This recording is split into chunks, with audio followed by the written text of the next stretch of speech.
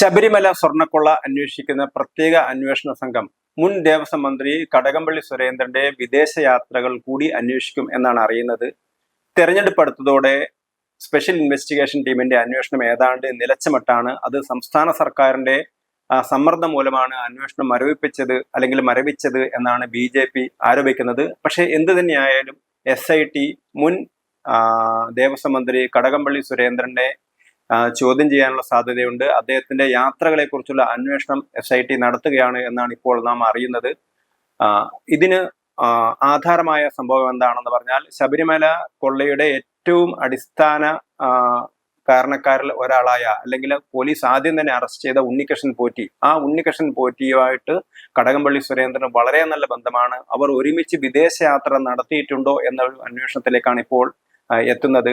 നേരത്തെ തന്നെ ശബരിമലയിലെ സ്വർണ്ണപ്പാളികൾ പുറത്തേക്ക് കൊണ്ടുപോയി തിരിച്ചു കൊണ്ടുവന്നത് അത് യഥാർത്ഥ സ്വർണ്ണപ്പാളി തന്നെയാണോ എന്നുള്ള ഫോറൻസിക് പരിശോധന SIT നടത്തിക്കൊണ്ടിരിക്കുകയാണ്. അതേപോലെ തന്നെ സ്വർണ്ണപ്പാളികൾ വിദേശത്തേക്ക് കടത്തിയോ, അത് അവിടെ വിൽപ്പന നടത്തിയോ എന്ന സംശയം കൂടി ഉണ്ടാവുന്നുണ്ട്. ഇത് ഉണ്ണികൃഷ്ണൻ പോറ്റിയും കടകംപള്ളി സുരേന്ദ്രനും തമ്മിൽ ഒരുമിച്ച് വിദേശത്തേക്ക് പോയത് ഇതിന് വേണ്ടിയാണോ എന്ന അന്വേഷണവും നടക്കുകയാണ്. ഉണ്ണികൃഷ്ണൻ പോറ്റിയും കടകംപള്ളി സുരേന്ദ്രനും തമ്മിലുള്ള ബന്ധത്തെക്കുറിച്ചുള്ള വിവരങ്ങളൊക്കെ തന്നെ സ്പെഷ്യൽ ഇൻവെസ്റ്റിഗേഷൻ ടീമിന് കിട്ടി എന്നാണ് അറിയുന്നത്. പലതവണ അവർ തമ്മിൽ കണ്ടുമുട്ടിയിരുന്നു. ഇരുവരും പരസ്പരം വീടുകളിൽ പോയിരുന്നു.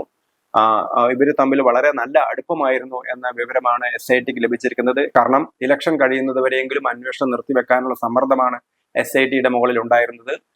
പക്ഷെ SIT വീണ്ടും ഈ വക കാര്യങ്ങളൊക്കെ അന്വേഷിക്കും. കാരണം അന്ന് ദേവസ്വം മന്ത്രിയായിരുന്ന കടകംപള്ളി സുരേന്ദ്രൻ ഇതിൽ ഉൾപ്പെടും എന്നുള്ള രീതിയിലേക്കാണ് കാര്യങ്ങൾ പോകുന്നത്. ഇതിന് പ്രധാനമായ കാരണക്കാരൻ നേരത്തെ അകത്താക്കപ്പെട്ട പത്മകുമാർ, മുൻ ദേവസ്വം ബോർഡ് പ്രസിഡന്റ് പത്മകുമാർ. അദ്ദേഹം പത്തനംതിട്ട ജില്ലയിലെ നല്ല CPMന്റെ MLA ആയിരുന്നു. നേരത്തെ അദ്ദേഹം CPMന്റെ ജില്ലാ സെക്രട്ടേറിയറ്റ് അംഗമായിരുന്നു. പിന്നീട് അദ്ദേഹത്തെ നടപടിയെ തുടർന്ന് അദ്ദേഹം ജില്ലാ കമ്മിറ്റി അംഗമായിട്ട് കഴിയുകയാണ്. പക്ഷേ അദ്ദേഹം അകത്തായ സമയത്തും മറ്റുള്ളവരെ കൂടി കൊടുക്കുന്ന രീതിയിലുള്ള മൊഴികളാണ് കൊടുത്തത് എന്നാണ് അറിയുന്നത്. അതുകൊണ്ട് തന്നെ അന്ന് ദേവസ്വം മന്ത്രിയായിരുന്ന കടകംപള്ളി സുരേന്ദ്രനിലേക്ക് അന്വേഷണം നീങ്ങിയത് ഇതിന്റെ അടിസ്ഥാനത്തിലാണ് എന്നാണ് കരുതുന്നത്.